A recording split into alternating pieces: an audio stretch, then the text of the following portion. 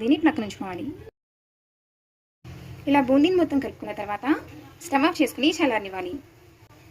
ఇలా ముందుగా ప్రక్కనుంచుకున్న బూందీని మిక్సీ జార్లో వేసుకుని ఫైన్ పౌడర్లా గ్రైండ్ చేసుకోవాలి. ఇలా చల్లారిన దానిలోనికి గ్రైండ్ చేసుకున్న బూందీ పొడిని వేసుకోవాలి. అలాగే 1/2 టీ స్పూన్ ఇలాచి పౌడర్, నెయ్యిలో దోరగా వేయించుకునే డ్రై ఫ్రూట్స్ వేసుకుని కలుపుకోవాలి. చివరిగా కొంచెం పచ్చకర్పూరం వేసి కలుపుకోవాలి. ఇప్పుడు ఒక పాలిథిన్ కవర్ తీసుకుని బూందీ మొత్తాన్ని కవర్లోనికి వేసుకోవాలి. ఇప్పుడు కవర్ని టైట్గా చుట్టుకుంటూ లడ్డు వచ్చేంత వరకు చుట్టుకోవాలి.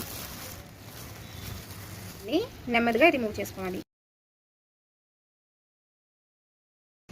కవర్ని రిమూవ్ చేసిన తర్వాత మెల్లగా ఒకసారి చేత్తో వత్తుకోవాలి. మీకు కానీ ఈ వీడియో నచ్చినట్లయితే లైక్ చేయండి, షేర్ చేయండి, మా ఛానల్ని సబ్స్క్రైబ్ చేసుకోండి. Thank you.